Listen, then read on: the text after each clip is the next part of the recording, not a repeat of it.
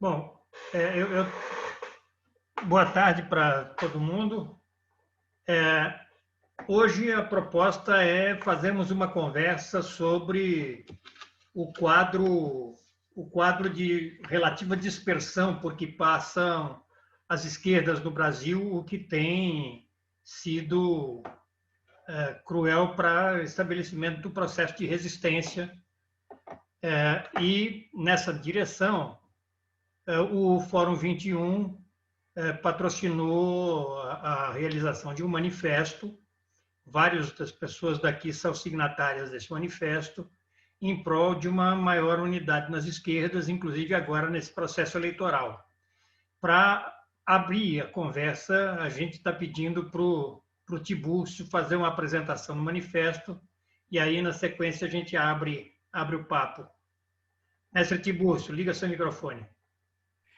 Ô, Granado, era legal, viu, Tibúrcio, se você pudesse também falar um pouco do que é o Fórum 21, porque muitas pessoas não têm uma informação mais atualizada ou mesmo um conhecimento básico, né? Se você pudesse também contextualizar, né, seria muito positivo. Legal, legal. Obrigado, Granado. Obrigado, Trevas. Bem, falar para um coletivo desse, que só tem cobra criada, é complicado. Então, acho que o caráter da fala é mais de tentar animar um pouco o debate, situar o Fórum 21, situar o próprio manifesto e destacar um ou outro aspecto que talvez seja mais relevante para a gente conversar. O Fórum 21 já foi fundado há muitos anos, né, Trevas? Nós participamos da fundação e teve ciclos.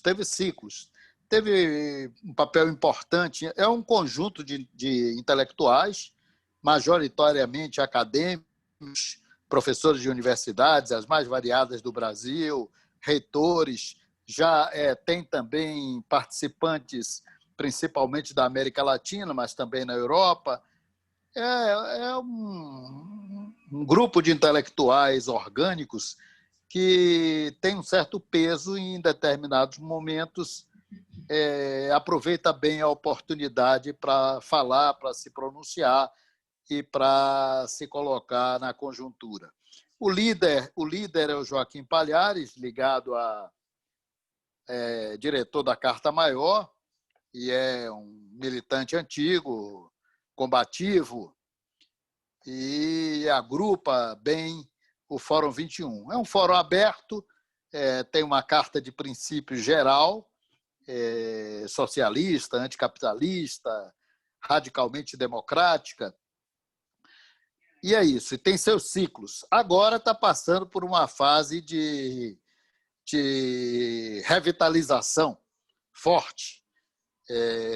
Tem feito já pouco mais de 3 meses sem falhar um sábado, assim como essa domingueira aqui, na véspera, aos sábados, o Fórum 21 promove debates em torno de temas que são considerados muito relevantes para a conjuntura e, principalmente, tentando provocar abordagens um tanto quanto exclusivas, não ficar no arroz com feijão. E aí traz companheiros e companheiras de fora, trouxe da França para falar sobre as eleições municipais na França, trouxe da União de Esquerda, da Unidade de Esquerda de Portugal, da Venezuela e também do Brasil. O Zé Disseu já falou, vários professores falaram também. Não falha, todo sábado tem um debate significativo com uma média de participantes semelhante a essa, 40, 50 participantes. O Fórum 21 está mais ou menos com uns 150 participantes atualmente. Eu acho que é isso. Há vários companheiros e companheiras daqui da Domingueira que também participam e poderão complementar. Então, sobre o tema de hoje, antes de entrar, eu vou fazer um parênteses e falar algumas palavrinhas sobre mim mesmo, porque pode ser que alguns não me conheçam, embora eu estou vendo que a maioria é de companheiros e companheiras com as quais nós já fizemos muitas coisas juntos. Como eu estava lembrando antes de começar, o próprio Genuíno, a gente começou em atividades juntos no movimento estudantil em 68, preparando o Congresso de Ibiúna. Ele baixou lá do Ceará, meio semi-clandestino, na Bahia, para preparar o Congresso. E diversos outros companheiros aqui. O César Alvarez, a gente, além de participar juntos no PT e tudo, mas no governo Lula nós fomos para o Fórum Social Mundial de Mumbai, 2004, na Índia, e vai por aí. O Trevas está sempre junto, o Granado, é muita gente, a Cristina, é muita gente. Então, eu sou um jornalista, estou aí nessas décadas aí na batalha. Atualmente, fui, como alguém lembrou aqui, ghostwriter e coordenador dos discursos do presidente Lula durante os 2 mandatos dele. De quebra, ainda fiquei coordenando os discursos também da presidenta Dilma até o dia do golpe, em que nós saímos do Palácio. E, atualmente, procurei me reciclar, me tornei, por incrível que pareça, um cara que faz web rádio pela internet, e é isso que eu faço, inclusive, lá na Carta Maior, criamos uma web rádio. E fui um dos fundadores do Fórum Social Mundial, que é uma coisa que me orgulha muito, que também teve seus ciclos e que agora está passando por um forte processo de revitalização política e orgânica. Talvez não, seguramente pelas demandas, os grandes desafios da conjuntura hoje em nível global. Então, eu estou lá no Conselho Internacional do Fórum e, como jornalista, também no Barão de Itararé, batalhando aí pelas mídias alternativas. Dito isso, vamos ao manifesto e ao tema de hoje.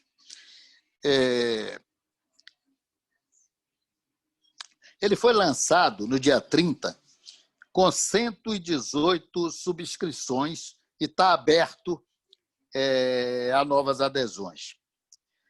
Ele centrou na proposição de uma frente de esquerda, o que não é novidade.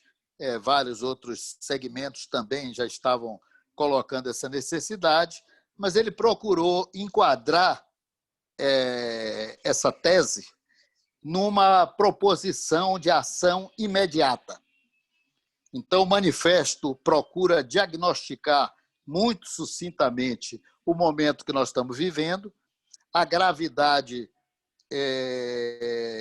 que se coloca com o risco de uma nova derrota para o conjunto da esquerda e das forças progressistas nessas eleições municipais, mesmo que não na mesma dimensão de 2016. Contudo, no quadro atual, uma outra derrota um tanto quanto significativa poderá ter consequências muito graves. Então, o manifesto pergunta, diante disso, há ainda algo a se fazer? E respondendo se sim, faz uma proposição de intervenção imediata, que é um apelo para que a esquerda, independentemente da legislação eleitoral, e as forças democráticas antifascistas contribuam para uma unidade que possa, se não vencer em cidades importantes e em muitas cidades, pelo menos perder em condições melhores, porque todos nós aqui sabemos que é muito importante a forma como se perde, mesmo quando se entra em condições desfavoráveis numa batalha. Então, é muito importante atentar para isso. A esquerda e as forças progressistas unidas, mesmo que não vençam em muitas cidades importantes, estarão dando uma demonstração de horizonte para a retomada e para a mudança da correlação de forças no país e em cada localidade. Então, o manifesto aborda isso. Levanta também uma outra questão que talvez seja importante, porque não se resume ao momento imediato. Acena com a necessidade de, mesmo pós-eleições e, sobretudo, pós-eleições, a gente buscar as formas orgânicas e políticas mais adequadas para consolidar uma frente de esquerda, uma frente progressista, uma frente semelhante às que existem em outros países. O próprio presidente Lula, em muitos momentos, se referenciou na Frente Ampla do Uruguai e tentou até que a esquerda e as forças progressistas no Brasil caminhassem nesse sentido, sem lograr êxito até agora.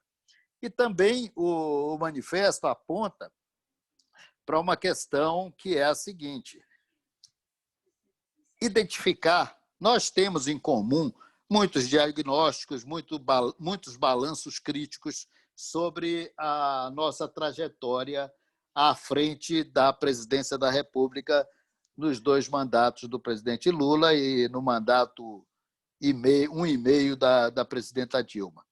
Nós temos muitos balanços. Agora, o manifesto chama atenção para um ponto que eu, pessoalmente, considero muito importante, que é o fato da gente, enquanto esquerda, enquanto PT, não termos atentado suficientemente para o risco de um conflito mais aberto e mais direto e mais golpista por parte das classes dominantes. É o tipo de coisa que, para a maioria dos que estão aqui, com a experiência e a idade que tem, é algo um tanto quanto inconcebível. A gente acho que tem uma visão de luta de classes aprofundada ao longo de toda a experiência histórica e tal, e sabe, pelo menos deveria desconfiar, que a hora da verdade tenderia a chegar em algum momento, porque é clássica a posição de que não se entrega o ouro de mão beijada. Em algum momento, mesmo quando a ameaça é absolutamente tênue ainda, as classes dominantes têm uma visão de que não podem contribuir para que as forças progressistas, populares, de esquerda, venham a avançar demais. E aí eu acho que a gente não se preparou. E passou muito tempo sem sequer concluir que um conjunto de ações, de alguma forma planejadas, esse conjunto já vinha acontecendo e, muito provavelmente, culminaria numa tentativa de golpe para a qual nós não estivemos preparados para barrar nem para resistir. Acho que o manifesto, de uma maneira muito sintética, toca nisso e cobra que, doravante, essa referência seja muito importante para o conjunto das esquerdas diante dos desafios que nós vamos ter pela frente. Para não falar demais e para concluir,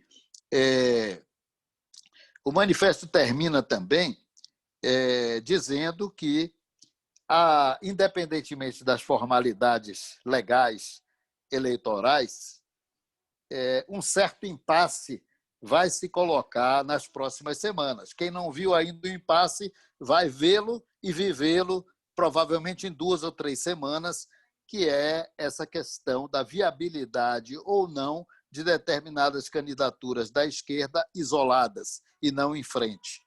Então, o manifesto diz que, independentemente das injunções legais e eleitorais, é aconselhável que se busque formas dos candidatos que se mostrarem menos viáveis abram mão em função da candidatura que estiver com maior possibilidade de unificar, de resistir, de ter uma derrota em melhores condições ou, sobretudo, de ter uma vitória eleitoral, dando força para a tese que está sendo defendida da importância de uma frente de esquerda já e que seja também um exemplo para que, no segundo turno, isso ocorra de maneira ampla e generalizada. É isso aí, companheiros e companheiras, muito obrigado. Agradeço muito o convite, para o qual não estou nem à altura dessa seleta audiência aí que está me ouvindo. Muito obrigado. Obrigado, Tibúrcio. Veja, a ideia não é exatamente discutir apenas o manifesto, mas sim dialogar sobre o quadro que a gente está vivendo. Né? Não, é claro, o manifesto... Não, eu procurei abordar pontos do manifesto que referenciam o tema do debate, mas tomando por base o manifesto.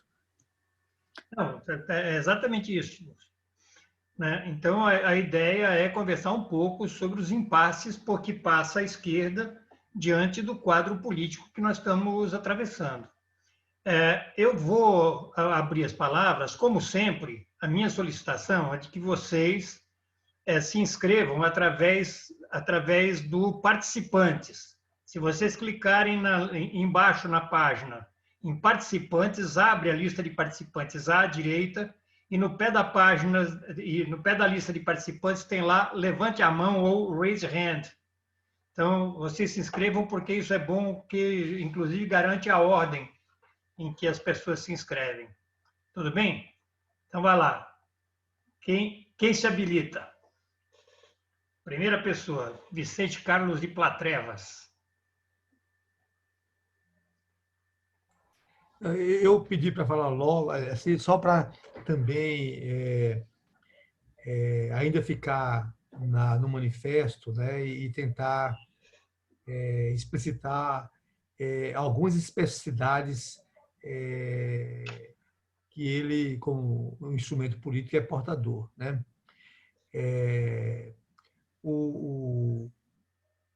Na discussão, na elaboração do manifesto, né, em diferentes rodadas de conversa,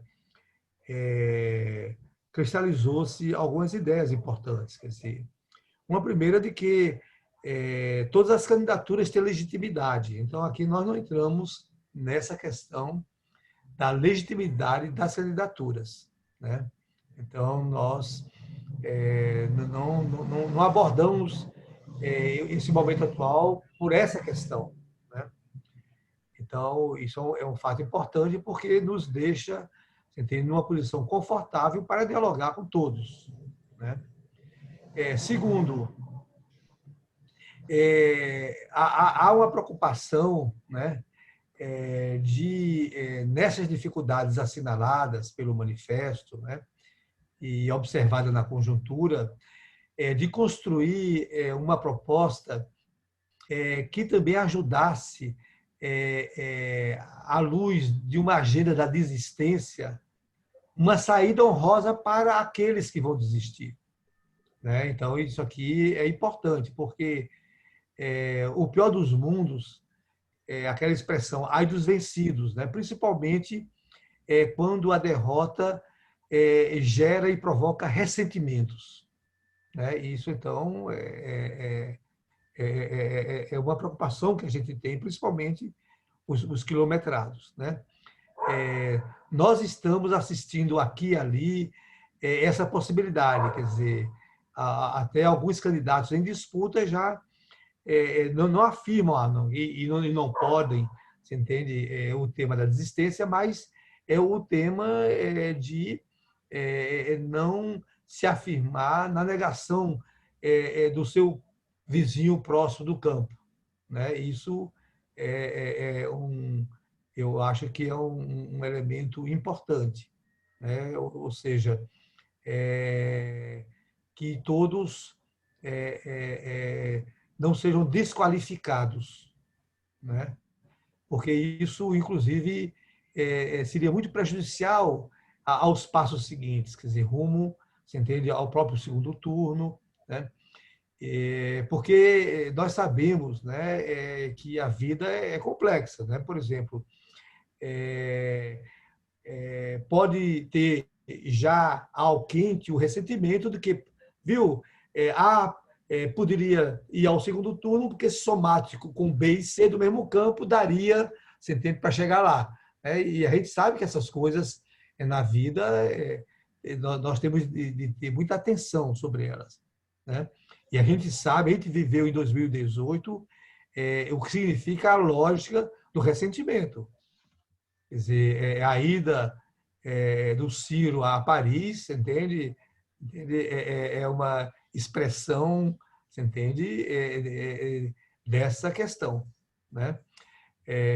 E um outro elemento que eu acho interessante é que o manifesto ele dialoga com a vida como ela é, entende?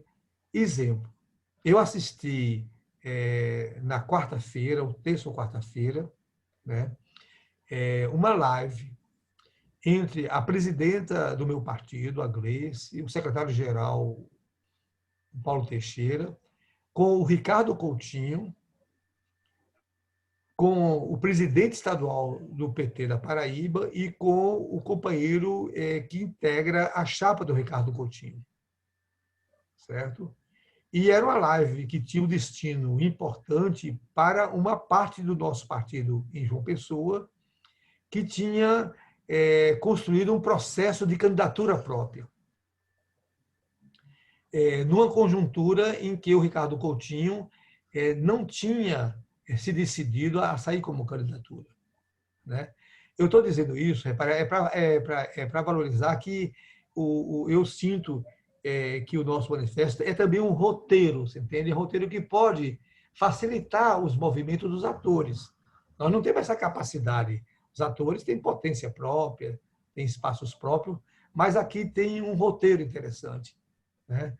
E então é isso que eu queria só chamar a atenção. Você entende que ele está dialogando, ele pode dialogar mais ainda com o processo que está em curso e como bem sinalizou o Tiburcio, daqui a 2 ou 3 semanas a gente vai entender melhor aquilo que, de forma mais geral, o manifesto tenta sinalizar.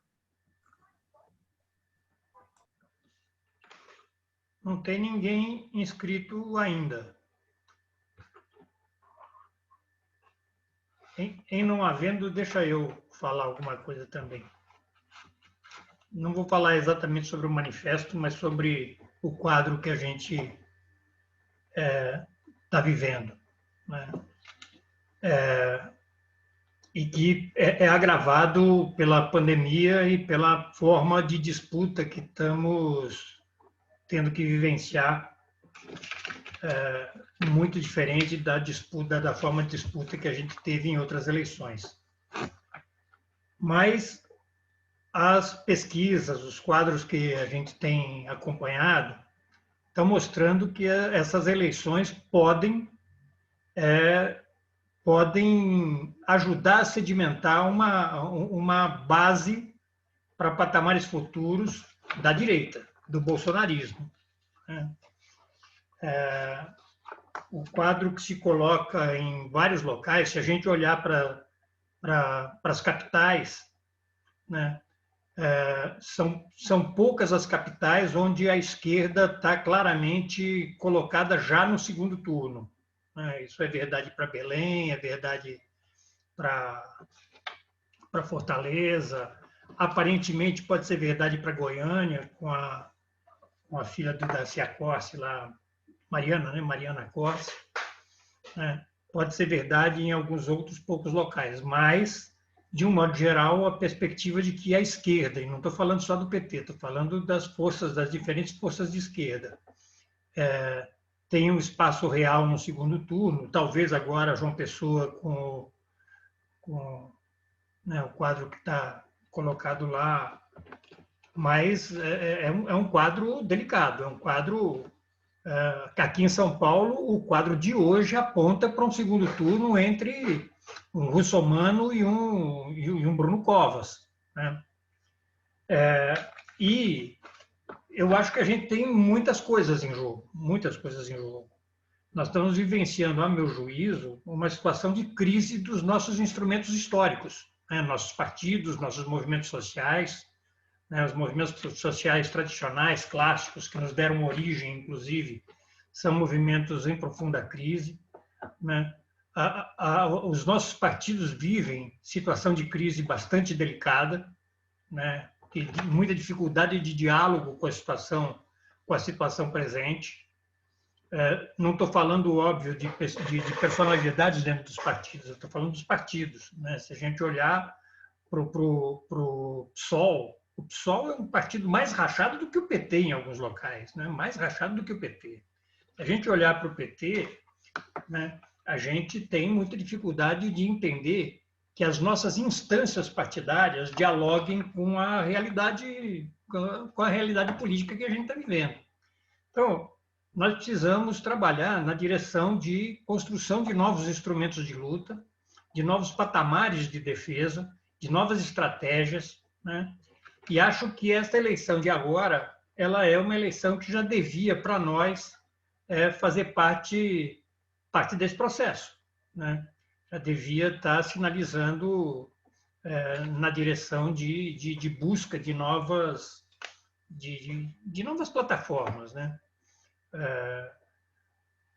Então, é isso. Eu acho que a gente vai ter que caminhar agora no processo eleitoral e também no pós-eleições para a busca de novas formas de organização, de novas formas de pensar e de fazer política, né? E vários de nós aqui já começam a ter teorias sobre isso, né? Então, eu acho que esse quadro é um quadro bastante delicado e a gente precisa aprender a trabalhar nele. Maria Alice. Me escreve, Granado. Me escreve. Sim. Maria Alice. Tentando também provocar um pouco, eu tenho, no último período, acompanhado um pouco o que está acontecendo nessa área da comunicação, essas novas plataformas, tem um texto do Beto Vasques que eu gosto muito, que está na abertura do curso sobre mídia, sobre comunicação digital, na Fundação Pessoal Abramo, que mesmo ele estando encerrado permanente, eu acho que vale a pena todo mundo olhar, se inscrever, se apropriar daquele material, que eu acho que é um material que está muito bem elaborado. Mas o Beto faz uma análise de como mudou a maneira o marketing político, a disputa política, a partir da eleição do Obama, ela muda e essa mudança começa a se aprofundar. Então, assim, não vou entrar em maiores detalhes nisso, porque a gente já conversou, e eu acho que tem um bom material para discutir sobre isso, mas eu, quando assisti o programa agora o debate de São Paulo, e aí para mim é um case que eu gostaria de jogar na mesa, assim, eu vi analistas clássicos dizendo que Russomano tinha o discurso dele era um discurso sem entusiasmo, repetitivo. Russomano, ele estava repetindo um mantra que, se vocês forem ver, é a mesma formulazinha que tem sido trabalhada com setores vulneráveis. Ele dizia, as pessoas estão desamparadas, nós precisamos cuidar das pessoas, nosso presidente está preocupado com o desamparo das pessoas, nós precisamos cuidar das pessoas. Ele repetia o tempo todo, e esse material, no dia seguinte, vai ser viralizado numa quantidade de vezes e numa potência, porque tem grana, porque tem uma possibilidade de alcance enorme, que é o que hoje embaraça a eleição na cidade de São Paulo, por exemplo.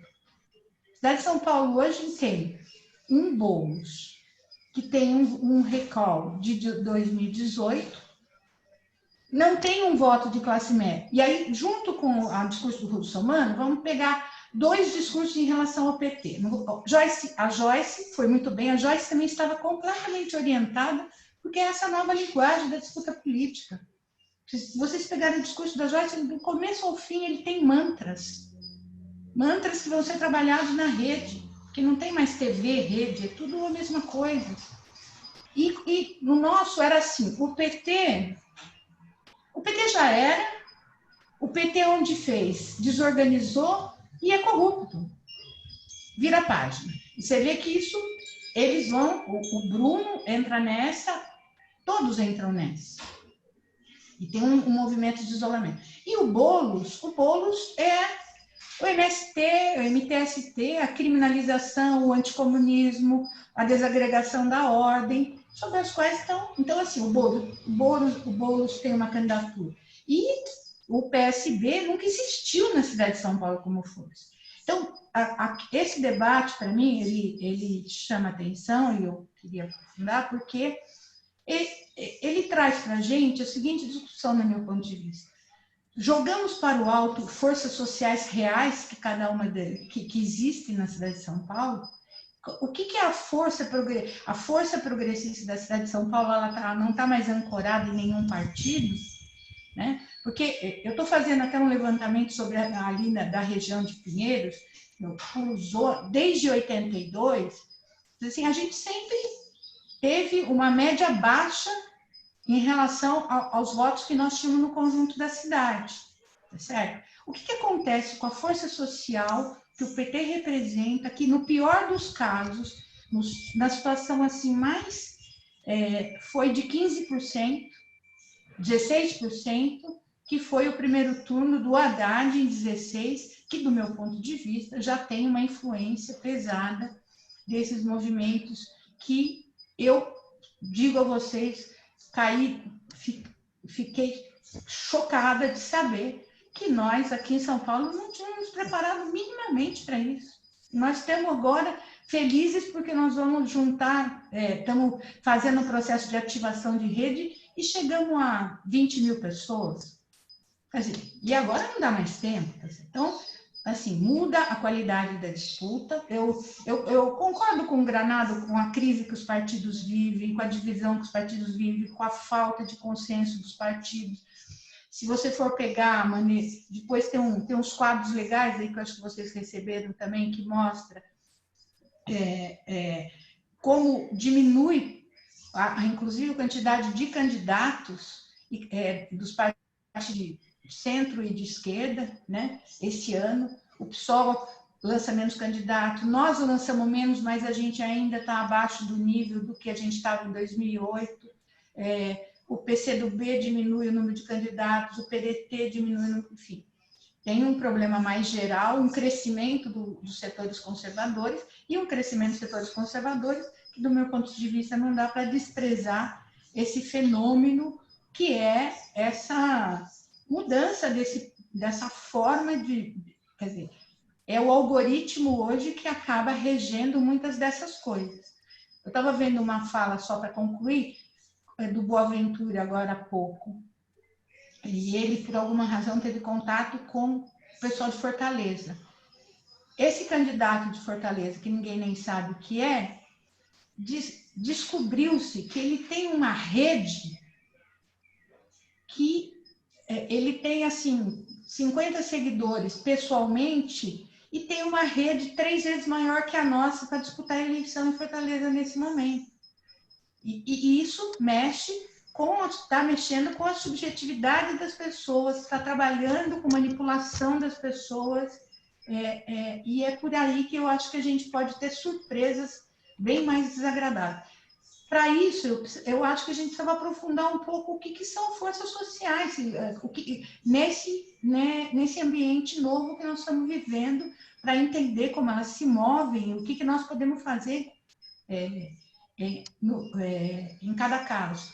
Essa semana nós entrevistamos, o Tiburcio estava presente, entrevistamos lá no Barão o candidato de Florianópolis, né, Tiburcio? Mas eu, pelo menos, fiquei bastante surpresa, porque ainda que ele se referencie na nossa única experiência que tem lá progressista de Florianópolis, que foi com o Grando e o Gofré, me pareceu assim que o pessoal de lá é uma coisa completamente nova do ponto de vista da disputa política e que até o último segundo não queria o PT junto por imposição do PDT. Então, é isso. A próxima pessoa inscrita é o Genuíno, mas o Tiburcio, nós costumamos aqui normalmente trabalhar com 3 intervenções, devolve palestrante e tal. Mas aqui eu entendo que você não é exatamente palestrante, certo? Você é participante. Nessa condição, se você topar, eu queria dizer que se você tiver a intenção de falar, também se inscreva, tudo bem? Com certeza, com certeza. Valeu. Então, vai lá, Genuíno. Bem, boa tarde, companheiras e companheiros. Eu queria partir da seguinte ideia. Nós estamos vivendo uma fase da luta política no Brasil que eu caracterizo como acumulação de forças. Depois de uma derrota estratégica, que foi o golpe, a prisão do Lula e a eleição de 2008, e esse governo que está aí. E essa derrota estratégica está se materializando na construção, por dentro do Estado, de um novo regime político. Um regime político autoritário, conservador, que respalda a fase atual do capitalismo, que é o neoliberalismo de maneira radical, profunda e sem cerimônia. Então, nesta fase de acumulação de força, a eleição é um momento importante. E esse momento importante, eu achei que o manifesto é uma iniciativa interessante, e a gente, é claro, a minha identidade com algumas coisas do manifesto, eu estou trabalhando muito nos bastidores para que a gente possa construir caminhos, não necessariamente eu botando a digital, mas construir com uma certa delicadeza. Por quê? Porque eu acho que a ideia da frente de esquerda é uma questão estratégica. Agora, a frente de esquerda ela tem que ser construída no processo.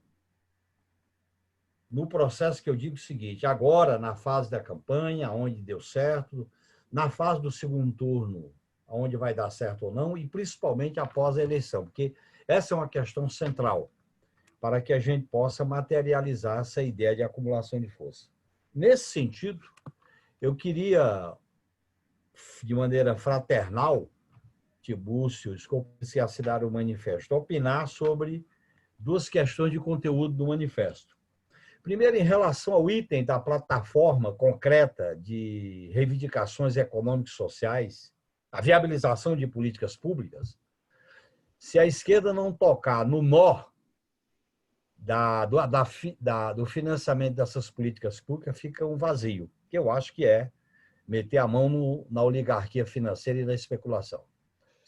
Como é que você vai financiar programas de universalização de políticas públicas se não enfrenta o problema da distribuição da riqueza, que foi o que nós não fizemos no governo? Essa é uma questão. Segunda questão, acho que deveria fazer uma colocação rápida sobre a recuperação do papel do poder público, que há uma discussão sobre o papel do poder público. E aquelas jornalistas da Band vinham perguntar sobre privatização, é uma falta de respeito diante da crise do coronavírus. Faltou alguém dizer, me respeite. Você falar em privatização com esse desastre sanitário. Então, eu acho que essa é uma questão. Na caracterização que é feita em relação ao ponto seguinte que eu vi, eu acho que tem 2 questões que, para mim, é fundamental, como esquerda, tocar, que também são lições que eu tiro da minha experiência de governar. Primeiro, o punitivismo judicial. Ou a gente coloca o punitivismo judicial como bandeira de luta para uma reforma profunda do Estado, então nós estamos desconhecendo que o principal caminho do autoritarismo hoje é pela via do ativismo judicial, que eu chamo de punitivismo judicial. E a outra questão é a tutela dos militares. Eu acho que mais do que uma ocupação de espaço, há um exercício da força na tutela. Eu costumo dizer que há três questões que se imbricam. Uma, o manifesto coloca, que é a questão da mídia. A segunda, eu acho que é o ativismo judicial, que é protagonista, olha bem o que fizeram agora. Quer dizer, aprovam uma medida aparentemente progressista, que é a questão da paridade das candidaturas negras, mas na mesma semana permite que a Petrobras seja esquartejada. Aquilo que é fundamental para o modelo econômico, eles não vacilam. E eu acho que a tutela militar é algo importante para a gente discutir na nova conjuntura, na nova geopolítica, que eu acho que é muito profundo, tanto do ponto de vista do risco da soberania nacional, como do ponto de vista da força de contenção da coação que é exercida nas condições. E a criminalização não é qualquer coisa, pessoal, é extremamente grave que o presidente da República peça um processo pela Polícia Federal, está na mão dele, do candidato do PSOL na cidade de São Paulo. Isso é uma coisa gravíssima. Quer dizer, o presidente pede à sua Polícia Federal para abrir um inquérito contra o Boulos, que é um candidato a presidente da República na principal cidade da América Latina. Isso não é qualquer coisa. Então, eu acho que a gente tem que tratar dessas questões políticas, do sistema político que está em curso. Eu até avalio que essa mudança do sistema político, se ele conseguir a reeleição em 2022, eu acho que aí nós teremos a consolidação de uma vitória estratégica para eles e uma derrota estratégica para nós. Eu acho que está em curso, está em processo, que eu acho que é um negócio extremamente grave. Aí nós vamos entrar numa nova fase política, um novo período histórico. Então, a eleição de 2020 ela se insere nesse momento. Eu acho que essa ideia do manifesto de criar um ambiente de conversa, de diálogo, criar um ambiente de discussão, tem que forçar a barra, tem que ser teimoso e criar esse ambiente. Eu concordo. De minha parte, eu pessoalmente faço isso sem exercer cargo de direção, nem sem disputar a eleição, mas estou fazendo esse esforço e é isso que eu queria revelar para vocês aqui e fazendo essas observações de maneira fraternal e companheira, porque a gente sempre opina sobre as coisas, né? Não tem como não opinar. Muito obrigado de coração. Paco.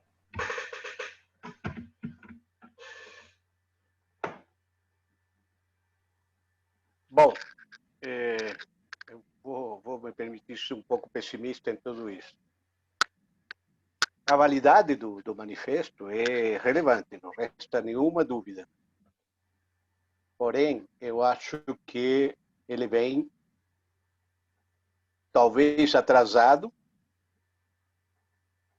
talvez limitado à discussão, por enquanto, dos assinantes desse manifesto e algum entorno. Porém, a esquerda, me refiro de modo geral, inclusive incluindo nós, todo mundo, ainda não aprendeu com a derrota de 2018.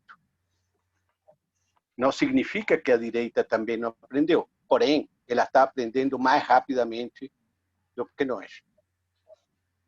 Eu acho que nós vamos ter uma derrota fragorosa. Só em alguns bolsões teremos alguma vitória, mas no geral, no país, eu acho que teremos uma derrota fragorosa, que só isso vai permitir que a esquerda acorde, que a esquerda volte às suas origens e que comece, de fato, a trabalhar em um manifesto, como esse que está aí, com pontos, com coisas absolutamente, com pontos fundamentais, como o que o Genuíno colocou agora, tá? Mas não vejo, honestamente, possibilidades. Primeiro, porque há uma apatia enorme no que se vê na população, nas pessoas no geral. Eu vejo aqui no interior, ninguém está falando absolutamente nada, não se vê um manifesto em nada, de nenhuma índole. As pessoas estão completamente apáticas. Eu tenho escutado opiniões assim de: olha, não sei se eu vou votar porque com essa pandemia. Enfim, as pessoas não estão sendo tocadas pela necessidade de ir a se manifestar eleitoralmente. Então, diante de toda essa passividade, e mais a passividade da esquerda, não vejo realmente chances de que nós vamos sair sequer com uma derrota estratégica. Não, eu não vejo isso. Vejo que sairemos derrotados, em alguns lugares humilhados, E ainda existe a teimosia de alguns dirigentes que insistem que tem que ser o candidato preponderantemente o nosso. Então, não vejo, honestamente, não vejo alternativa. Então, eu estou querendo ouvir todos vocês exatamente para saber se alguém consegue me dizer, olha, não, tua visão está errada e há coisas melhores. Tá? É isso. Obrigado. Tudo bem, Pablo. Ô, Luiz Vitor, você tinha se inscrito, baixou a mão, você quer falar?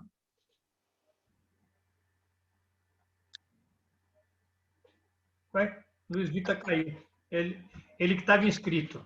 Então, não tem ninguém inscrito. A hora que ele voltar, eu passo a palavra para ele.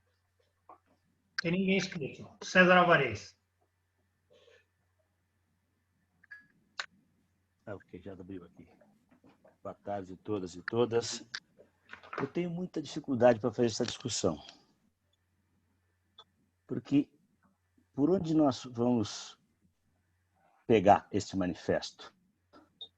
Pela dimensão estratégica ou pela questão imediata paulistana? Podendo ser roteiro nacional ou não. Entre esses dois pontos, eu prefiro ficar um pouco longe de São Paulo, pelo menos agora. Depois do lawfare,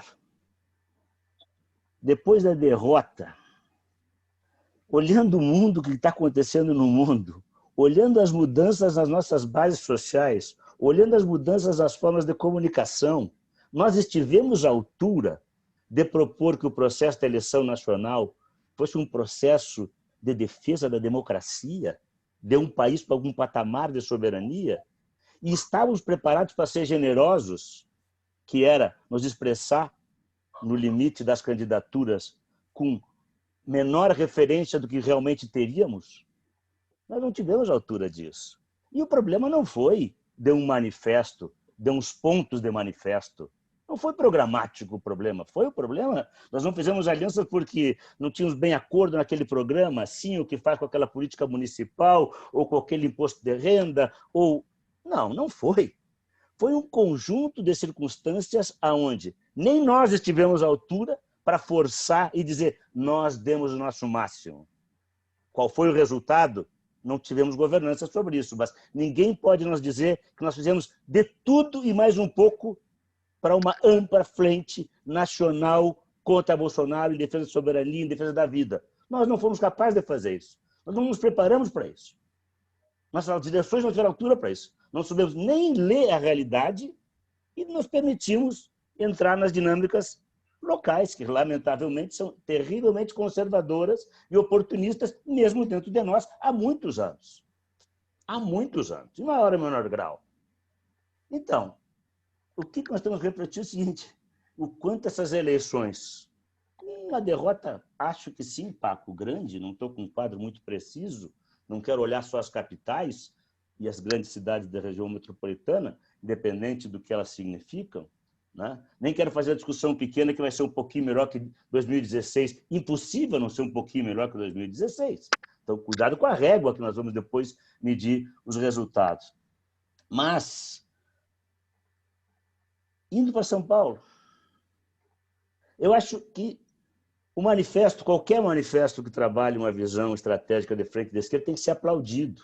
Mas, lamentavelmente, este pecou um pouco porque ele entrou no meio de um burburinho onde a questão é vamos pavimentar um bom caminho para o Tato se retirar e para o Boulos nos concordar?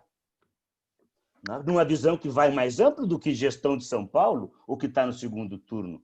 Isso é uma dimensão nacional, essa discussão, que passaram, inclusive, para o Freixo ter aceitado não ser o candidato de toda a esquerda e ter aceitado ser parcela da esquerda conosco. Ou estamos todo mundo esperando que a diferença entre eles faça ele fazer desabonar a ficha e Freixo chega para nós e vira um petista amanhã e Boulos vira um petista amanhã? É isto? Não, é evidente que não é isto. Então, este é um pecado desse belíssimo manifesto, que podemos discutir aqui ou acolá, mas que está com um pecado de origem. Ele é paulistano. Por mais, Vicente, que você me diga que ele é um roteiro nacional, ele é paulistano. Quantos Gilmar Tatos existem para serem generosos como estamos propondo ser? Quantos Boulos existem para aceitarem nossa generosidade nesse Brasil lá fora? 5? 4? 7? Então, vamos fazer qual discussão aqui? São duas, que guardam relações, evidentemente. Vamos discutir São Paulo? Obrigado. Não sou de São Paulo, já conhecem a minha posição há muito tempo, a mantenho. Ou vamos começar a nos preparar? Vamos aguardar um pouquinho o quadro, né? E retomar profundamente uma discussão da frente estratégica que é preciso construir nesse país, e nós temos que ser generosos. Concluo com uma experiência que o Vicente conhece bem, talvez outros de vocês conheçam bem, passado recente da Itália. Um governo de direita, chamado Conte I, até um ano atrás, com a extrema-direita trumpiana, bolsonarista, que é o Salvini da Lega, pronta para ganhar uma nova eleição, para fazer um projeto de crise, derrubar o governo e ser o primeiro-ministro. A esquerda reformista do PD tirou um braço fora para fazer uma aliança com o M5 do Cinque Stelle, numa visão de responsabilidade com o país. Perdeu filiado, perdeu militante, perdeu gente, perdeu prefeito, mas hoje conseguiu, ali no fio da navalha, dar uma revertida, inclusive no consenso no histórico europeu. Seremos capazes, temos capilaridade, visão estratégica, direção suficiente para fazer isso nos próximos anos, com um resultado eleitoral que vai ser muito ruim para nós? Lamento dizer, mas, em curto prazo, não acredito. Quem é que acreditava que só o Tato poderia melhor defender o legado do PT? Por que o Boulos não poderia fazer isso? E tantos afora. Coutinho pode fazer na Paraíba. Quantos não poderiam? Só nós somos capazes de defender o legado do PT? Ou foi a lei eleitoral com a cláusula de barreira? Qualquer um desses é verdade, mas foram impostos ou transmitidos como quase condições inafastáveis, digamos assim, preliminares, quase que de princípio, independente das nossas vontades. Então, concluindo, acho que é um belo texto, acho que é significativo quem o assina, mas está fora de lugar, está fora de espaço, está fora de momento, e vai ser mais um texto bom perdido. Espero que resgatemos alguns parágrafos em textos futuros. Luiz Vita. Oi, desculpa, gente, eu caí aqui, perdi um pouco do começo da fala do César e o final da fala do Paco. Não sei exatamente as circunstâncias do manifesto, não queria me ater a ele. Eu queria, compartilhar um pouco do que eu tenho acompanhado em relação ao início das campanhas e essa visão estratégica que o Genuíno coloca. Eu acho que nós temos um outro problema aí que precisamos discutir em termos programáticos e que já passou da hora, que é a questão do engajamento, que hoje é um engajamento no PT basicamente identitário. Pegar o exemplo, eu conversei principalmente no interior, cidades médias e cidades, Campinas, por exemplo. Eu tenho lá 35, 40 candidatos a vereador em Campinas. Desses 35, 30, 27 defendem algum tipo de causa ligada às identidades feminista, racial, de gênero, enfim. 20 anos atrás, era inimaginável que o PT tivesse essa situação. E aí, isso me chamou muita atenção na hora dos programas de governo. Se você olhar o que foi elaborado em termos de programa de governo, essa pauta dos direitos das diferentes categorias, ela entra muito forte no programa do governo.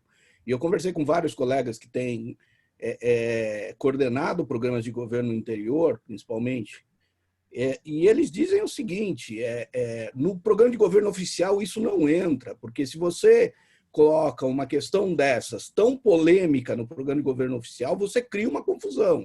E aí o programa de governo oficial se criou um subterfúgio para fazer isso. No programa de governo oficial, Ele é enxuto, ele fala de trabalho, emprego, renda, saúde, educação, que são as coisas básicas, e na mobilização em torno da campanha, o que salta aos olhos, na verdade, é a questão identitária. E aí o que eles dizem é o seguinte: o que se consegue mobilizar no PT hoje é a questão da identidade.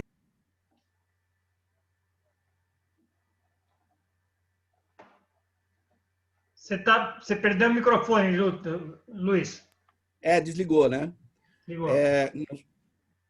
Voltou.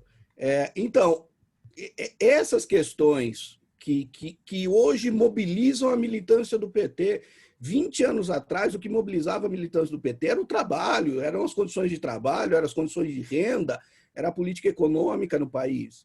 E mudou radicalmente, gente, essa estrutura. Não adianta a gente falar em cargos, em propaganda de TV, em cargos majoritários, que é a questão que o Brasil tem uma questão de classe, porque, inclusive, a mobilização de vereadores. Eu queria, Maria Alice, você também que gosta dessas contagens aí, eu queria ver o quanto de candidatos a vereador em São Paulo tem origem sindical, porque, aparentemente, se tiver um ou dois, é muito. O Boulos, eu vejo o Boulos como um fenômeno, quer dizer, o Boulos vem de um fenômeno que nós nos recusamos a discutir, que em toda a cidade a questão da especulação imobiliária, a questão da casa, as cidades grandes e médias do país estão tomadas pela especulação imobiliária. O preço da casa é um absurdo, as pessoas não conseguem morar. A gente fez Minha Casa Minha Vida. Não é suficiente, gente. Não é suficiente. Nós temos que admitir, não é suficiente. E aí o Boulos vem, né, perto do que foi o fenômeno Lula. O Boulos é muito menor, né? Mas se a gente pensar em perspectiva histórica, o que é o PT? O que é o fenômeno de classe surgindo na sociedade brasileira? O que restou disso? Eu tenho a impressão, vendo a eleição de 2020, que o que restou disso foi uma discussão sobre o feminismo, uma discussão sobre o machismo, uma discussão e que na rede social faz enorme sucesso. E que na minha geração faz todo sentido. Eu vejo aquela Mariana lá. É a caricatura disso para a classe média. Defendo as mulheres, defendo não sei o quê, defendo não sei o que lá. E a gente está no meio de uma armadilha, porque é uma causa legítima, é verdade. Mas tá bom, e a mulher trabalhadora? E a questão de classe no país? Por mais que o nosso discurso seja esse, eu acho que nós não conseguimos ainda submeter toda essa discussão a uma discussão de classe, de origem, de trabalho, do que é o partido, do que é a situação. E nesse debate nós estamos perdendo. E nós, perdendo isso, nós perdemos engajamento. O engajamento que tem é um engajamento que não se liga às nossas questões centrais. E a tragédia vem. E a tragédia vai vir. Porque tem candidato a vereador fazendo campanha por ele. E que se colocar uma cor amarela ali ou se colocar uma cor azul, ninguém vai dizer que é do PT. É isso. Vicente.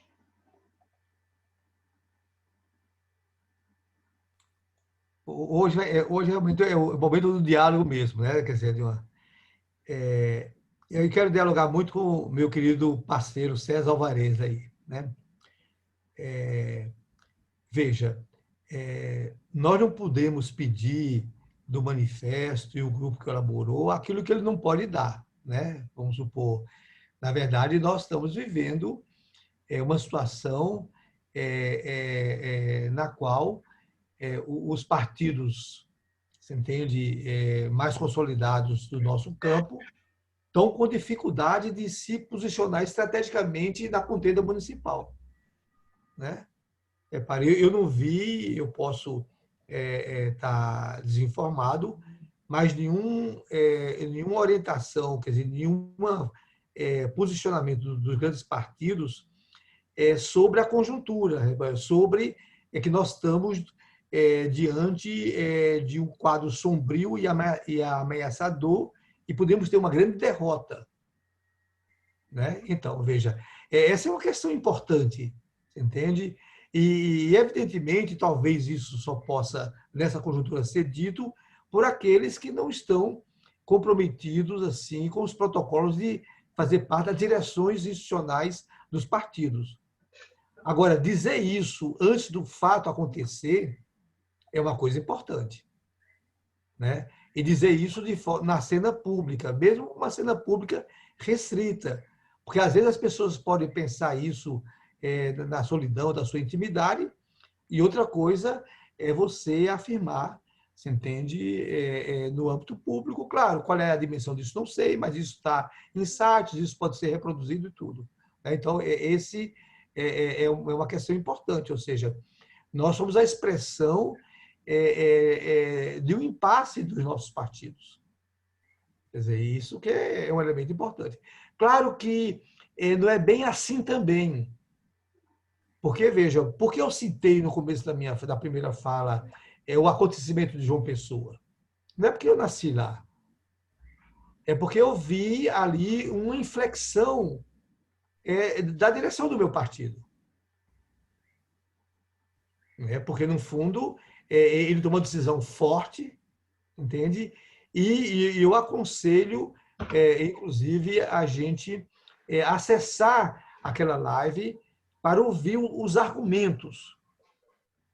E no momento de uma decisão forte e intervencionista, não apareceu nenhum argumento de autoridade. Os discursos dos participantes foram na política. Reparei aqui, eu estou também falando que não é qualquer candidatura. É de um quadro nacional, de um outro partido, né, que está tendo peso nessas eleições, representa uma ala esquerda desse partido e tem uma trajetória muito vinculada com as nossas lutas, inclusive partidárias, né? Então, eu chamo a atenção porque, veja, e aqui quero ser bem claro, o pior dos mundos é dizer o seguinte, é aquele jogo de cartas, né? Ou seja, na minha hora de jogar, eu digo, eu passo, né? Eu não aposto nada porque as minhas cartas são muito baixas, eu passo, né? Ora, esse manifesto, eu disse que não, a gente ainda pode tentar, você entende? Pode tentar, você entende? Interferir no jogo, né? Repare, eu estou colocando isso porque, veja, qual o pior dos mundos? Entende? E aqui nós já vivemos concretamente na eleição, eu repito isso e trago de novo a conversa, nas eleições estaduais de 2018. Qual é o pior do mundo para os partidos? É que sua base social faça opção política desvinculada da dinâmica do próprio partido. E isso aqui aprofunda a crise dos partidos. Por que eu falo 2018? É porque, veja, na reta final da campanha, e aqui eu volto a trazer a reflexão do Tiburcio, ou seja, o andar da carruagem, ainda na dinâmica de curtíssimo prazo, vai trazer esse debate. E o pior do mundo é esse debate não ter nenhuma orientação política. Porque, veja, o deslocamento do eleitorado do Partido dos Trabalhadores em São Paulo no primeiro turno para a candidatura do Márcio França foi muito evidente. Muito evidente. Foi um movimento significativo. E eu sempre cito o exemplo do meu colégio eleitoral. O Marinho teve a metade dos votos do Haddad. Né? Então, é mais que nós estamos nesse quadro, repare, é um quadro que a gente pode estar, na verdade, os partidos saírem mais enfraquecidos ainda nesse processo. Né? A sua base social, você entende, cada vez mais se distancia, você entende? E nós sabemos que nós não ganhamos com esse processo. Né? Então, quer dizer o seguinte, claro, qual é a potência disso? Eu não sei, eu acho que não é uma grande potência, mas, pelo menos, está chamando a atenção. Olha, nós não podemos passar batido diante de uma tendência de que não seremos de muitas incertezas, e principalmente incertezas negativas aí, né? Mas, de toda maneira, é só para dizer que nós estamos, e evidentemente revela que o nosso campo tem uma dinâmica, tem várias dinâmicas, inclusive tem a dinâmica da sua fragmentação e a dinâmica dos movimentos moleculares. E aqui eu acho que, numa estratégia de longa resistência, valorizar os movimentos moleculares faz parte de uma estratégia, de uma tática de acumular forças, né? É mais nesse sentido, compreende? Quer dizer, eu queria esquentar aqui o nosso diálogo, né? César Nascimento. Luiz Barreto, está escrito. Não, César Nascimento se inscreveu antes. Desculpe.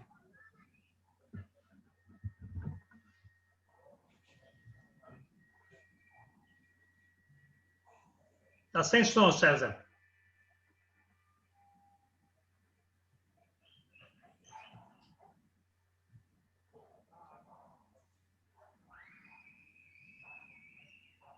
César? Não, ninguém está te ouvindo, César.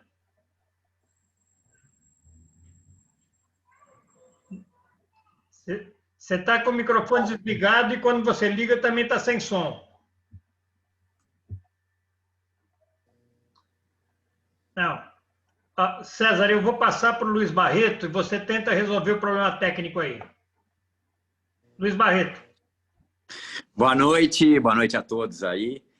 Enfim, eu acho que é um debate que, enfim, não é para, enfim, é um diálogo que, enfim, nós estamos vendo uma etapa de um aprofundamento desse diálogo. Eu quero me reforçar um pouco no que falou o Genuíno sobre um processo de acumulação de força.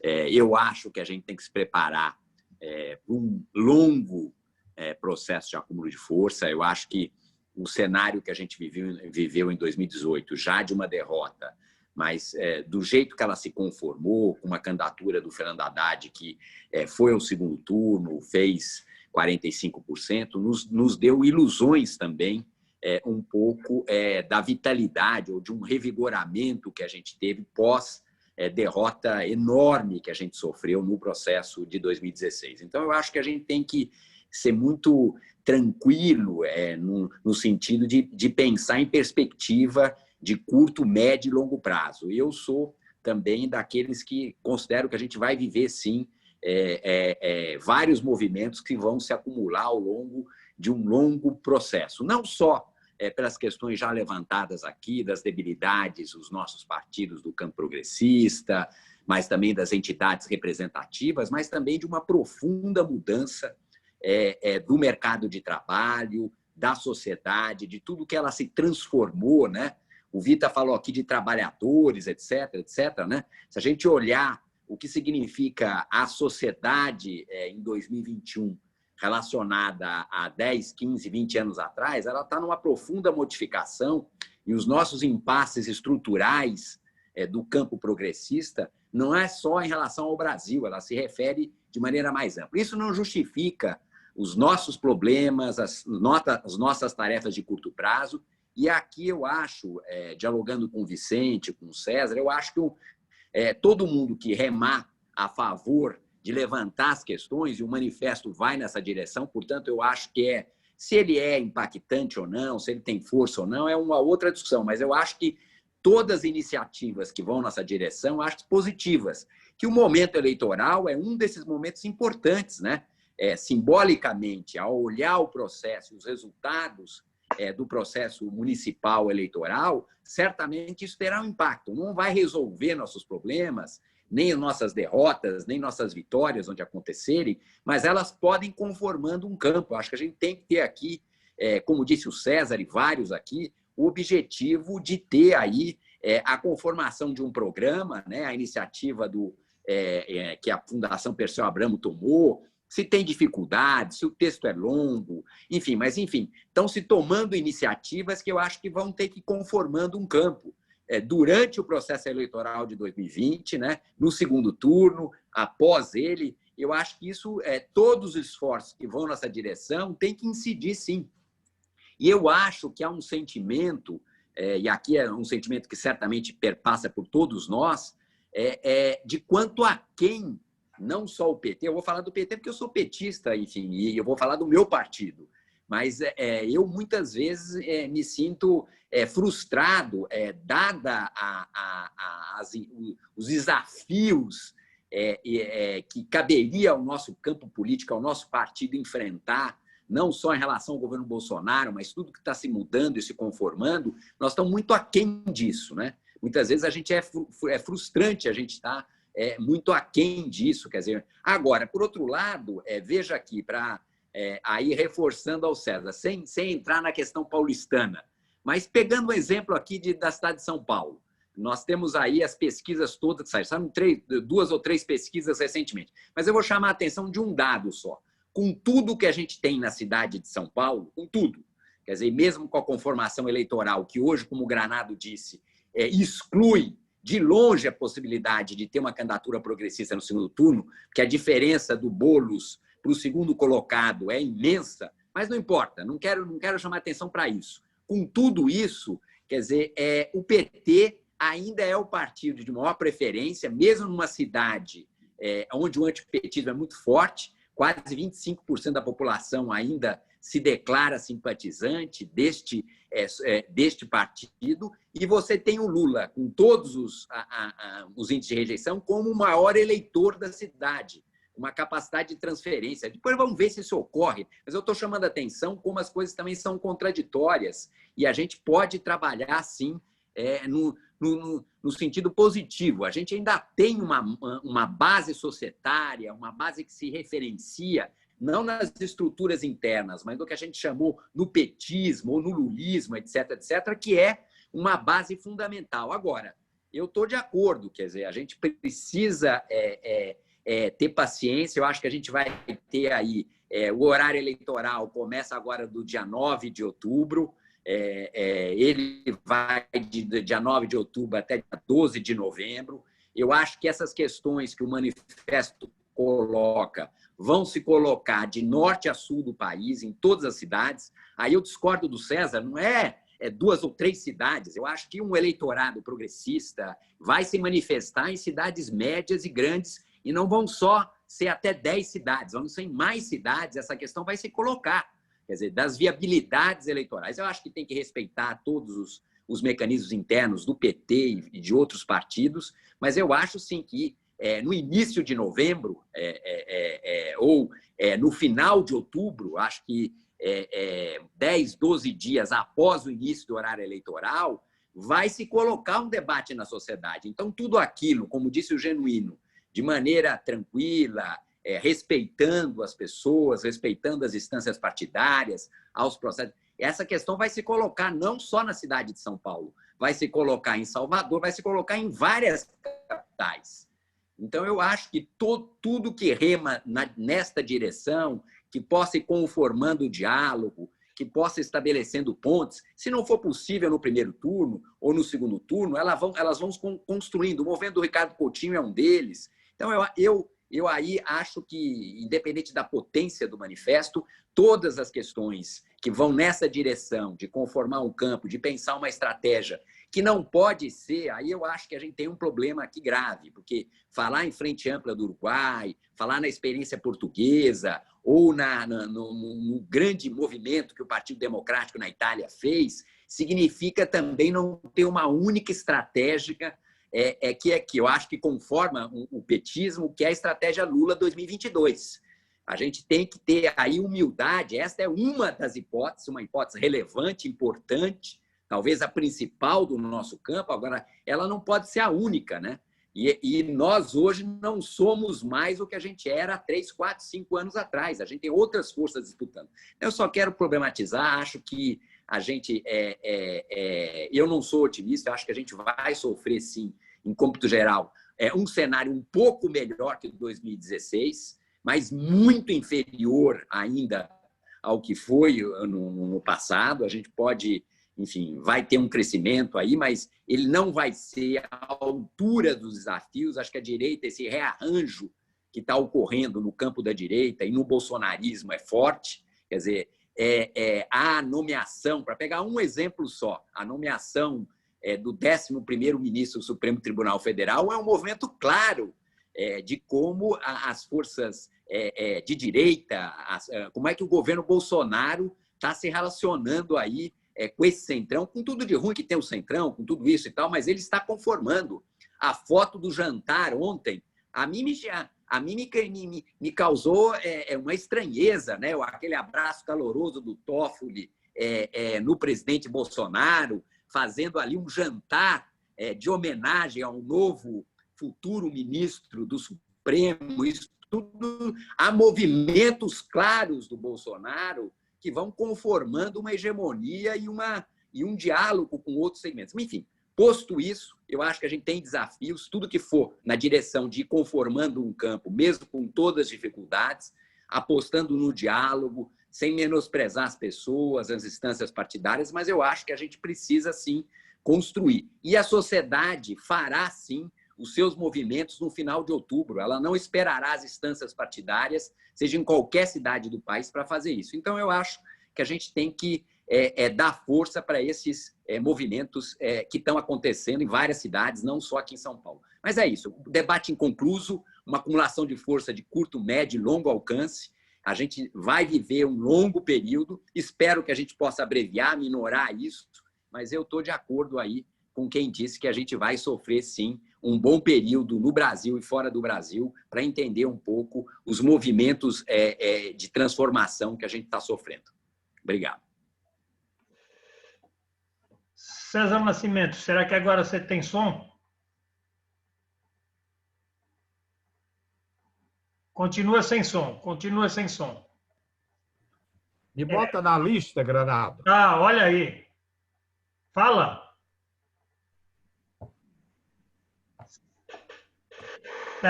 César, fora. Não vai ter jeito. É ruim. Está escrito Carlos Tibúrcio, Cláudio Genuíno. Tibúrcio.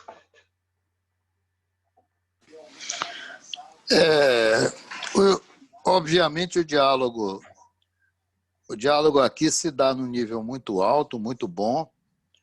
Quero ressaltar isso sem ser para jogar confete, mas é isso mesmo. Eu queria dar uns pitacos. O primeiro é o seguinte,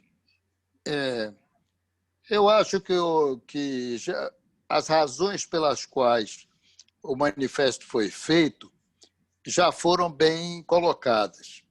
O alcance dele e até a forma como foi escrito é porque o público ao qual ele se dirige é restrito no sentido de influenciar quem pode tomar decisões no sentido que o manifesto aponta, em termos imediatos e a médio e a mais prazo. Então, isso acho que está muito claro. Por exemplo, eu pessoalmente, na atividade e na militância, eu estou ajudando e estou muito próximo. Tibúrcio, só um segundo. Só um segundo. César, você está compartilhando a tela e ficou todo mundo vendo só a tela que você está compartilhando. Desliga, por favor. Isso. Segue, Tibúrcio. Pois é, eu pessoalmente estou muito próximo e estou ajudando uma candidatura que enfrenta muita dificuldade, que é a candidatura a prefeito de Belo Horizonte. Eu sou companheiro, irmão de Nilmário há mais de 50 anos. E no entanto, lá, por algumas qualitativas, é um exemplo de que não está fora da possibilidade real você impedir que o Calil ganhe no primeiro turno e viabilizar uma candidatura progressista para o segundo. Isso não está fora do cenário. Agora, é preciso que haja um trabalho de articulação política que leve a isso. E essa realidade se traduz e se multiplica em muitos outros lugares. Se teremos capacidade ou não de fazer isso é outra questão. Mas o que o manifesto diz é o seguinte: ninguém se iluda. Daqui a 2, 3 semanas, isso vai estar colocado na ordem do dia no país. E como acho que o Trevas colocou bem, é bom que tenha uma orientação, que tenha um rumo a ser seguido. A segunda coisa que eu queria falar é a questão que a Maria Alice levantou, sempre com muita propriedade, que é a questão da comunicação. Alguém falou aí que a direita aprendeu muito mais e muito mais rapidamente do que a esquerda em termos mundiais. Ela utilizou meios ilegais para variar, ela jogou por debaixo do pano, como faz, ela entrou com muito recurso legal e ilegal para desenvolver as suas políticas no Brasil e no mundo. Agora, uma coisa é certa,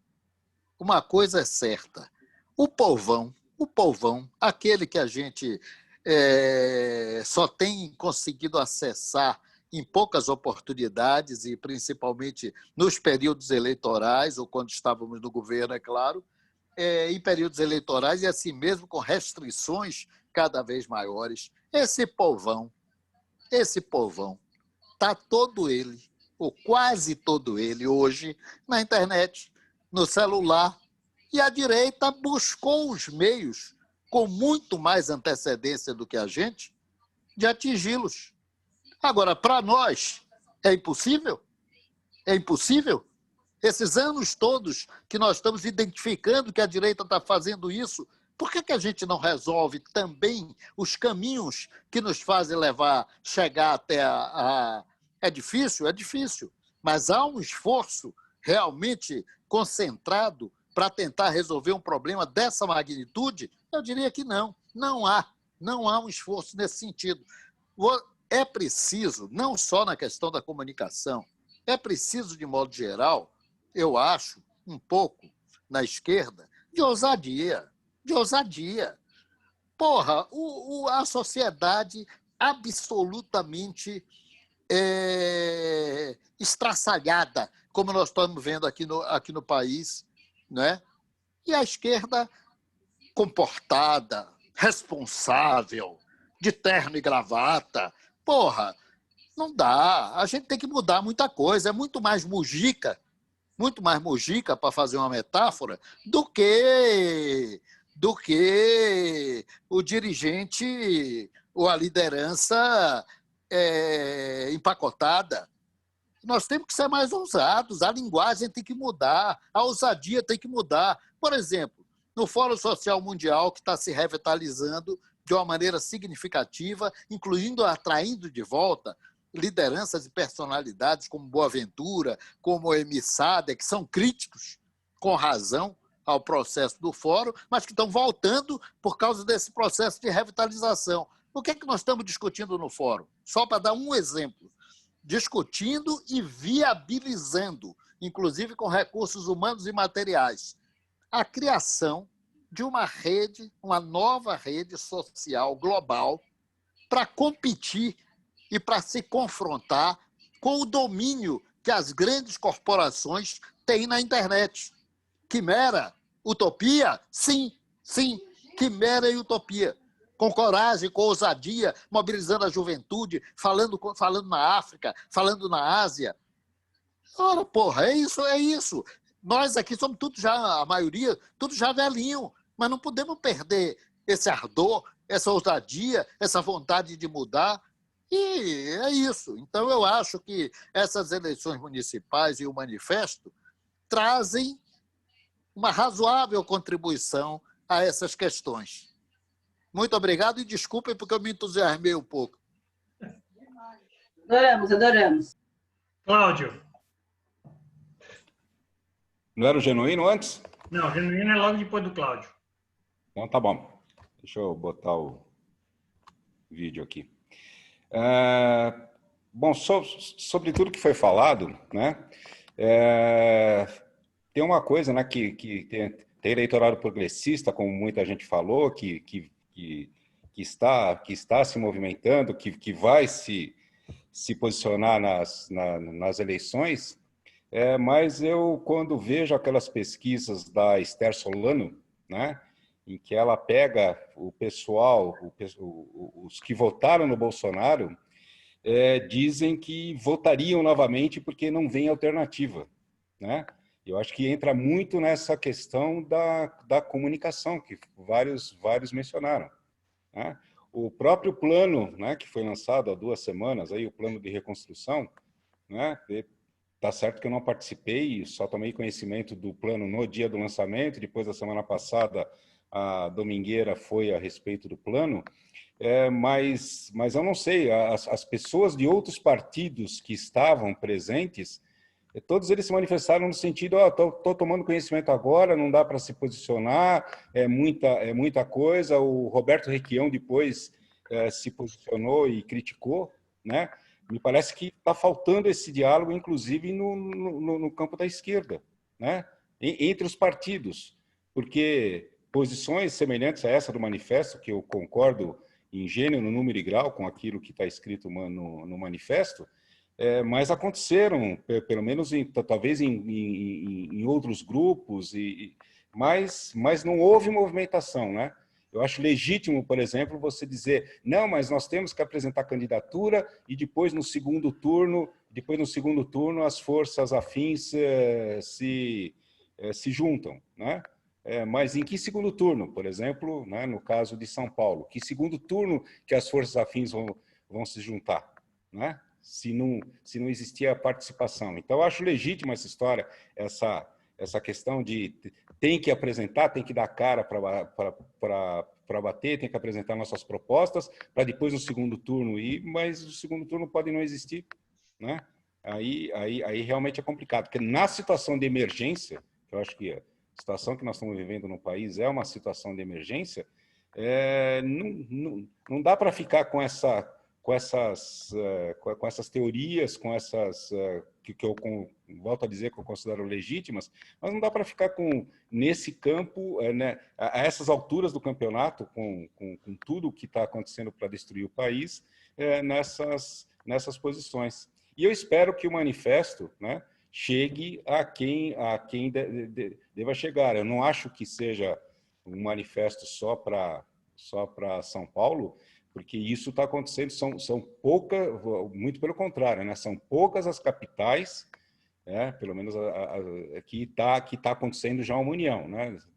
Parece que existe em Belém, existe em Florianópolis, se tentou fazer alguma coisa em Porto Alegre, mas só juntou PT e PCdoB, né? Com a Manuela à frente, o PSOL lançou candidatura, no Rio de Janeiro, né, depois que o Freixo abriu mão, também tá essa. Então, eu espero que o manifesto chegue a quem deve chegar, que devido à emergência a gente tem que buscar, né, com a comunicação, esses outros bolsões, que não são só os bolsões progressistas, né, em que a igreja evangélica está nadando de braçada.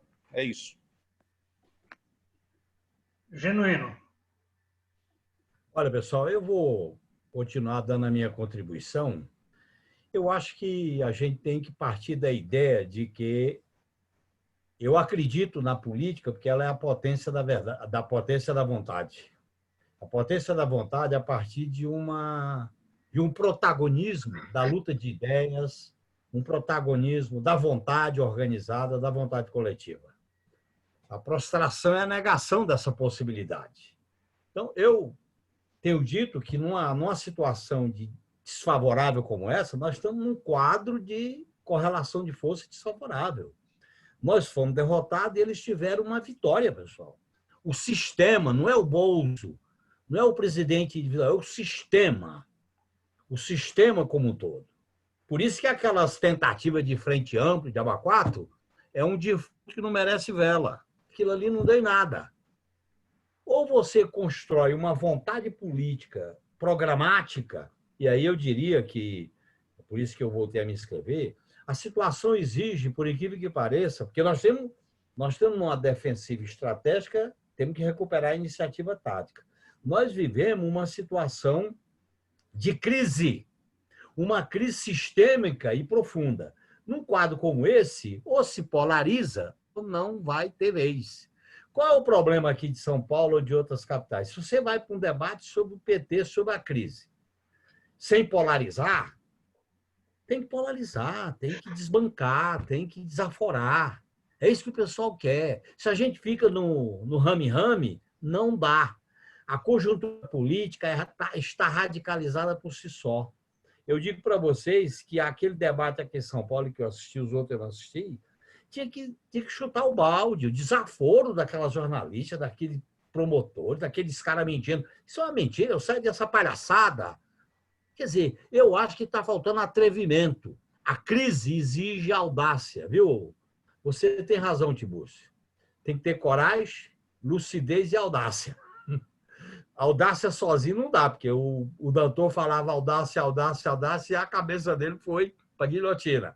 Tem que ter coragem, lucidez e audácia. Eu acho que estrategicamente a grande questão para nós é construir um polo de esquerda no Brasil. Um polo de esquerda político, institucional e social. Esse polo de esquerda, nós temos que fazê-lo emergir do processo de disputa eleitoral. Ele não pode se restringir apenas a um movimento tático eleitoral, de retirar uma candidatura em favor da outra. Não. Ele tem que construir uma cultura, programa, diálogo, consensos, procedimentos, para a gente construir esse eixo de um polo de esquerda. Um polo de esquerda no sentido popular, no sentido radicalmente democrático, que tem um sentido anticapitalista. Nós temos que dizer essas coisas. Se a gente tiver medo de dizer que é contra o capitalismo, nós estamos fritos. Se a gente tiver medo de dizer que é socialista, nós estamos fritos. Porque os caras chegam na televisão e dizem, eu sou capitalista. E nós ficamos calados. Tem que dizer, eu sou socialista e quero mudar esse sistema que faliu. Então, eu acho que está faltando ousadia e radicalidade nessa polarização. Desculpe a minha... Eu estou desabafando no sentido de expressar para vocês essa vontade. Aliás, eu já fiz um debate aqui sobre isso e eu acho que está precisando um pouco de ousadia da esquerda. Está precisando. Quer dizer, a esquerda não pode ser derrotada e pedir desculpa porque foi derrotada. Não dá. Menos, né? Aí não dá. Por exemplo, o PT tem 23% da preferência do eleitorado. Por que não chega nesses 23%? Você dialogar com esses 23% não pode esconder a estrela, não pode esconder o vermelho, não pode ter medo de dizer a verdade. Esse é o problema. Agora, teve uma época no PT, da esquerda, que era bom mudar para que passasse. Não dá mais, pessoal. Nós estamos vivendo uma crise de radicalidade. Por que a direita, aí eu termino, porque a direita está ganhando essa batalha porque ela construiu a hegemonia. A técnica e a comunicação é um meio, porque ela tem um discurso hegemônico, que é Deus, família e pátria. É mercado, é capitalismo. Olha aqui, olha a ofensiva desses caras na disputa política. Então, ou a esquerda se recupera o papel de ofensiva política, de polo político. Enfim, meus amigos, companheiros, vocês me conhecem, eu acho que tem que ter um pouco de vanguardismo nessa história, sem recuperar o antigamente. Obrigado, desculpe. Maria Alice, é a única pessoa inscrita. Não, só queria fazer uma observação. Quando a gente está falando... Alguém tem um balanço, poderia falar do que está sendo a experiência da Frente Brasil Popular? Porque a Frente Brasil Popular ela evoluiu hoje para... Ela tem um programa diário de rádio, tem vários partidos participando, inclusive o PT. Como é que evolui enquanto força que é suprapartidária, que é pluripartidária, digamos, e que conta com a participação de vários movimentos? Eu acho que isso é uma questão relevante, porque eu acho que ela foi fundamental num determinado momento, além de ter feito alguns esforços para produzir sínteses com contribuição de vários partidos de esquerda. Em algum momento, ela teve uma força que parece que permanece e que tem sido determinante nessa reaproximação com uma parcela do PSOL, nesse tensionamento que existe, que a gente sabe que existe dentro do PCdoB, que também vive aí um momento de de choque geracional e com impasses grandes agora com essa fusão que tiveram que fazer com o PPL. Eu nem vou dizer em relação ao PSB e o PDT, porque eu acho que nesses partidos ocorrem movimentos bem diferentes. No caso do PDT, inclusive, tem movimentos bem mais complexos, mas, por exemplo, o menino lá em Pernambuco já bateu no Ciro dizendo que vai apoiar a Marília, né? Já anunciou lá o deputado federal tudo, né? Então, é uma pergunta mesmo. Eu não sei, eu não acompanho essa coisa da frente. A gente tem uma diretora lá no Barão, que é a Ana Flávia, que é jornalista lá da Central do Brasil, né, Tiburcio? Que é o jornal que foi criado agora, é um jornal diário, né, que retrata um pouco muito mais noticia o que está acontecendo nos movimentos, instrumentos de resistência, mas a gente sabe que a frente também procurou dar contribuições de ordem programática, né? E uma outra coisa em relação à força nossa em São Paulo, eu estou fazendo, na verdade, um recorte de uma parte da Zona Oeste. Na verdade, isso é mais pesado ainda. A gente tem, em períodos que nós ganhamos a eleição, 80% dos votos contrários a nós. E com forças que elas vão mudando. Desde 85, você acompanha a eleição aqui, você tem as forças do MDB, que se dividem depois, né, entre o PSDB e o MDB, e as forças do que é o DEM, o PFL, PP, PPB, essas coisas todas, elas conformam, mais o PTB, que teve uma certa força aqui, ela você pode não falar em preferência partidária, porque não é assim que... Mas a expressão no voto, na manifestação do voto, é absurdamente desfavorável a nós. Sem querer entrar em nenhuma... Mas eu acho que é um elemento que a gente precisa pensar sobre o que operamos, né? Então, assim, alguém falou a história do Márcio França. O PSB em São Paulo, eu acho que ele nunca chegou a ter 1% dos votos na cidade de São Paulo, né? Até porque eu acho que o PSDB ocupava todos os espaços. O PDT não existe na cidade de São Paulo, né? Então, acho que essas coisas a gente precisa dar uma estudada para entender saídas, né? Acho que em grandes momentos, o que aconteceu na cidade de São Paulo, e não estou entrando no mérito da eleição, mas é só como a título de exemplo, e da experiência que a gente acompanhou de perto, na cidade de São Paulo, a gente teve várias situações em que garantiu ou a nossa eleição, ou uma eleição contra o malufismo, foi o PSDB. Fiel da balança, sempre foi o PSDB, uma parcela do PSDB que se movia, né, da mesma maneira como nós nos movemos muitas vezes para impedir o menos pior. Então, no meio do que nós estamos vivendo hoje, essas forças do malufismo, essa coisa toda, ela vai crescer aqui em São Paulo, ela vai se transformar nessas forças que são bem mais gelatinosas aí, que estão em torno dessas novas evangélicos, esses partidos que são meio mais instrumentais. O PMDB deixou de existir como ator na cidade, e a gente tem esse munducão, né, que está sendo bastante financiado nas redes sociais para reverter qualquer tipo de apoio popular ao PT. Eu acho que esse é o grande movimento nacional, é desconstruir a possibilidade da gente continuar ou fazer avançar qualquer diálogo com setores populares com os quais a gente conseguiu conversar mais profundamente a partir de 2006, pelo que me consta. Então, é só mais isso que eu queria colocar. Não tem ninguém mais inscrito. Bom, veja, só uma questão para caminhar para o encerramento.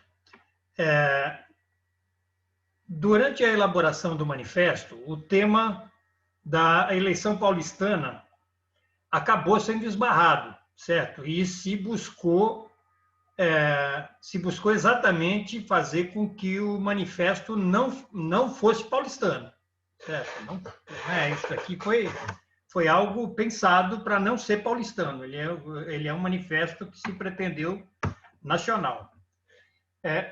E ele está aberto a adesões, inclusive existe a sugestão de que a gente busque apoios simbólicos, certo? Pessoas que têm apelo público, que têm simbologia pública para amplificar, né, a circulação do manifesto, a importância do manifesto, né?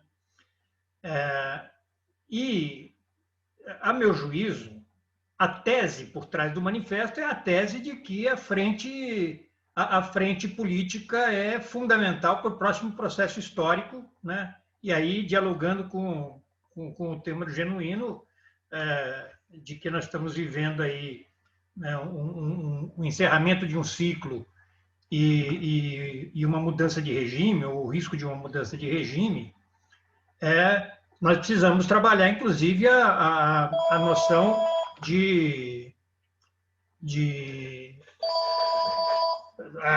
isso na hora de tocar telefone.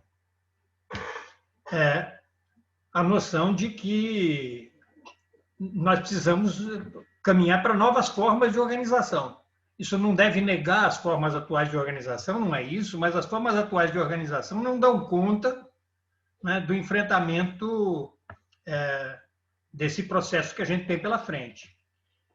E nesse sentido, eu acho que uma coisa que precisa começar a acontecer é posicionamentos públicos na direção dessa tese, certo? Não é só de apoio ao manifesto, mas apoio à tese da